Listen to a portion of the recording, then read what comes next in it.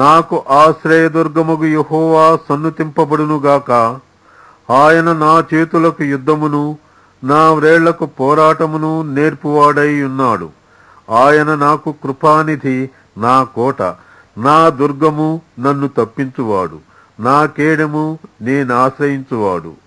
ఆయన నా జనులను నాకు లోబరచువాడై ఉన్నాడు. యెహోవా, నీవు నరులను లక్ష్యపెట్టుటకు వారు ఏపాటివారు? నీవు వారిని ఎన్నిక చేయుటకు మనుష్యులు ఏపాటివారు? నరులు వట్టి ఊపిరిని పోలియున్నారు, వారి దినములు దాటిపోవు నీడవలేనున్నవి. యెహోవా, నీ ఆకాశమును వంచి దిగిరమ్ము. పర్వతములు పొగరాదునట్లు నీవు వాటిని ముట్టుము. మెరుపులు మెరిపించి వారిని చెదరగొట్టుము. నీ బాణములు వేసి వారిని ఓడగొట్టుము. పైనుండి నీ చెయ్యి చాచి నన్ను తప్పింపుము. మహాజలములలో నుండి, అన్యుల చేతిలో నుండి నన్ను విడిపింపుము. వారి నోరు ఒట్టి మాటలాడుతున్నది, వారి కుడిచేయి అబద్ధముతో కూడియున్నది. దేవా, నిన్ను గూర్చి నేనొక క్రొత్త కీర్తన పాడెదను.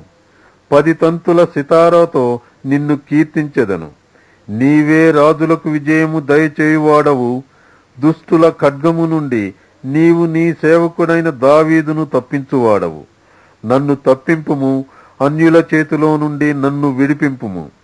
వారి నోరు వట్టి మాటలాడుతున్నది, వారి కుడిచేయి అబద్ధముతో కూడియున్నది. మా కుమారులు తమ యవన కాలమందు ఎదిగిన మొక్కల వలె ఉన్నారు. మా కుమార్తెలు నగరునకై చెక్కిన మూల కంబముల వలె ఉన్నారు. మా కొట్లు నింపబడి పలు విధములైన ద్రవ్యములకు నిధులుగానున్నవి. మా గొర్రెలు 1000 కొలదిగాను 10,000 కొలదిగాను మా గడ్డి బీళ్లలో పిల్లలు వేయుచున్నవి. మా ఎడ్లు గొప్ప బరువులు మోయగలవి. మా వీధులలో చొరబడుటైనను ఉరుకులెత్తుటైనను లేదు. వాటిలో శ్రమగల వారి మొర్ర వినబడుటైనను లేదు. ఇట్టి స్థితి గలవారు ధన్యులు. యెహోవా తమకు దేవుడుగాగల జనులు ధన్యులు.